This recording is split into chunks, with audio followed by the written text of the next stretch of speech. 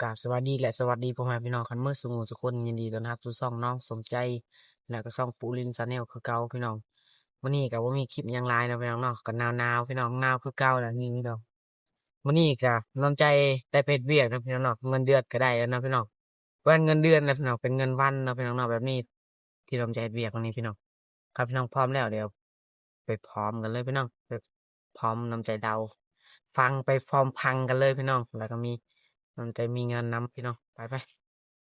พี่น้องโอเคเนาะก็คือเนาะพี่น้องเนาะที่น้องจะเฮ็ดเวียกนี่ก็เป็นวันเนาะพี่น้องแบบคือรถพี่น้องเอาขึ้นเนาะพี่น้องเนาะเอาขึ้นจากแบบยังอะรถคือรถตู้เนาะพี่น้องตู้เทรนเนอร์นะที่ภาษาไทยเรียกตู้เทรนเนอร์ตู้เทรนเนอร์นั่นแหละ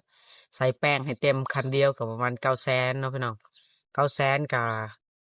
เงินไทยก็ประมาณ2,000นี่แหละพี่น้องไม่ถึง2,000ซ้ำเนาะพี่น้องเนาะก็ให้พี่น้องเดาเอาพี่น้องเดาเอาเด้อพี่น้อง นำใจขึ้นกับประมาณ5 คันเนาะ5 คันแต่คนร้ายเนาะพี่น้องคน30 20 คนก็มือนี้สมมุติว่ามือนี้ได้50มือนั่นมื้อนี้น่ะก็มันบ่ฮอดวันซับพี่น้องประมาณ9 โมงมาแต่7 โมง9 โมงก็หมดเนาะคนหลายเนาะพี่น้องเนาะแต่ผู้ใดได้ก็ได้คนอื่นก็อยากได้เงินนำพี่น้องนำใจอยากได้เงินนำก็เฮ็ดพี่น้องครับผู้ใหญ่มีแต่ผู้ใหญ่เนาะพี่น้องเนาะนำใจเฮ็ดก็แบบส่ำไปแกล้มเขาพี่น้องแกล้มแฮงเขาแหละนำใจนักพี่น้องเนาะ ขึ้นรถจากเพิ่นขึ้นนอนน้ำใจใส่แบบทางบนมันบ่ได้เนาะน้ำใจยังแบบเตี้ยๆหน่อยหนึงนะพี่น้องเนาะอยู่ข้างล่างพี่น้องนั่นแหละพี่น้องเฮ็ดนำกันกับหมู่เพื่อนแล้วก็ผู้ใหญ่เพิ่นเนาะก็มื้อนี้เงินน้ำใจก็ได้แล้วนะพี่น้องเนาะ5 คันเอาเทื่อเดียวนะพี่น้องเนาะ5 คันนี่ก็ได้ประมาณ4-5 ล้านนี่แหละพี่น้องเอ้ยเนาะพี่น้องเนาะแต่คนหลายเนาะผู้ละแสนผู้ละแสนก็ยังดีเนาะพี่น้องบ่คือแต่ดนน่ะเนาะแต่น้ำใจเฮ็ดเวียกแต่ดนน่ะ รถมาเป็น10 คันพี่น้องคนเดียวน่ะได้เป็น1,100พี่น้องเป็น500,000600,000พู้นพี่น้องตอนนี้บ่ได้แล้วเนาะพี่น้องสูงสุดได้แต่500พี่น้อง500 บาทแต่300,000พี่น้องเนาะมื้อนี้น้ำใจก็ได้เงินเนาะพี่น้องเนาะน้ำใจเอาเงินนั้นไปเด้อมันจะใช้ในตรงนี้พี่น้องนี่พี่น้องมันจะหากะมื้อนี่พี่น้องเฮ็ดในแปลงนี่พี่น้องหากะมื้อเฮ็ดเวียกนี่พี่น้องเอ้ยนั่งคือกันเนาะพี่น้องเนาะ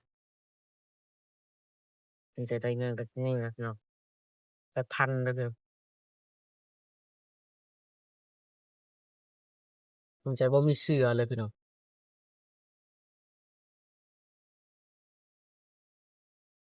50เด้ เออคิดเป็นเงินเสียโอ้ยใจเต้นเลยเบิ่งโอ้ย50,000คือบ่เห็นพี่น้องนี่พี่น้องได้ประมาณนี้แหละพี่น้อง2 200,000กับเงินบาทคิดก่อนได้ประมาณขออนุญาตเด้อพี่น้องได้ประมาณ400 บาทนะพี่น้องได้ประมาณ400 บาทนี่แหละได้200,000พี่น้อง200,000นี่ก็น้ำใจก็บ่มีหยังเลยพี่น้องเนาะเกือบแค่ไส้ก็ขาดแล้วพี่น้องทรงเสื้อก็ขาดพี่น้อง มีแต่น้อยๆช่องเสือน้ำใจชื่อแต่ดนเนาะพี่น้องมันก็ใส่บ่ได้อีกแล้วพี่น้องตอนนี้น้ำใจใหญ่หน่อยหนึ่งเนาะแต่ว่าอันนี้ก็ไปนั่นพี่น้องให้เวียดนะพี่น้องเนาะไปแบบพี่น้องทำแบบไปหยังคือให้เวียดเนาะพี่น้องเนาะแม่น้ำใจในเวียดเนาะพี่น้องเนาะตอนนี้เวียดประมาณ5,000บ่แม่น5,000ประมาณ1,000 บาทนั่นแหละพี่น้องแต่น้ำใจเฮ็ดเวียกคือเห็นแต่น้ำใจเฮ็ดทายพี่น้องเบิ่งเฮ็ดเวียกอันนี้อันนั้นก็เลยใส่พี่น้องเพิ่น แบบเพิ่นแบบยืมเงินยืมของเวียดก็มีความหมายพี่น้องเนาะเรื่องเป็งนัวพี่น้องเป็งนัวก็คือเป็งนัวก็คือผงชูรสพี่น้องเกลือมะเผ็ดพี่น้องแล้วก็ข้าวสารพี่น้องข้าวสารก็น้ำแม่น้ำใจแบบเยอะแยะเลยพี่น้องน้ำใจก็นั่นแหละพี่น้องเวลาอยู่เฮือนน่ะนอนคิดคันมีเงินว่าสิซื้อส่งเห็นบ่มีส่งก็สิซื้อก็คิดอีกหนึ่งอ้าว แม่แต่นี่หลายเนาะแล้วก็เรายังบ่มีเงินใช้ซ้ำเยือนพี่น้องบางทีน้ำใจก็มีเงินประมาณ50,000ก็บ่ได้ให้แม่นะพี่น้องอาศัยน้ำมันไปรินพี่น้องบางทีนะก็นี่มีหลายนะพี่น้องเนาะก็ให้พี่น้องแม่น้ำใจก็นั่นพี่น้องแม่น้ำใจแต่นี่ประมาณนั้นแหละพี่น้องบักเผ็ดก็หมดแหละพี่น้องกินน้ำใจเพื่อนน้ำใจกินแห้งเลยพี่น้อง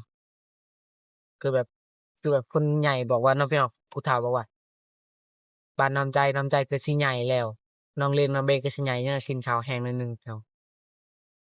ได้200,000ก็จะน้อยก็ให้น้องใบไปคืนเวียดเนาะพี่น้องเนาะนี่ก็เป็นเวียดก็คือใจดีพี่น้องน้องแม่น้ำใจแบบ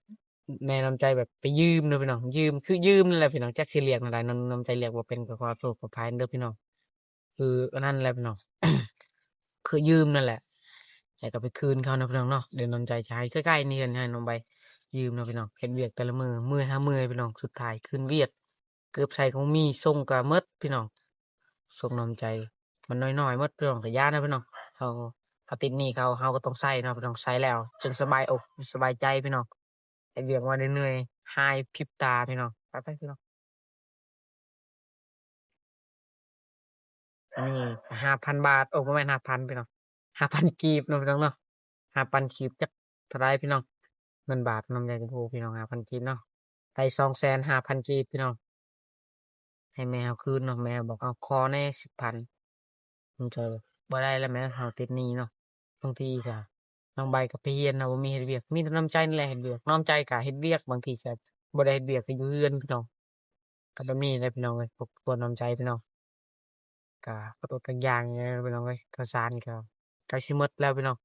ข้าวสารก็ใกล้สิหมดแต่ก็ยังเป็นหนี้เวียดอีกเงิดเลยพี่น้องจักเทื่อใดเนาะพี่น้องเนาะไปพี่น้องไป ขึ้นเวียกเนี่ยให้น้องไม้ไปขึ้นเด้อพี่น้องก็สิบ่ไปพี่น้องเขานำใจกะนั่นอยู่พี่น้องมาแสน60ในmua xong thú là 50 tô phát trà này là bạch phát mình รวมยังกี่เลยใช่ xẹt hả rồi còn đây là gì không 158ทอน42rồi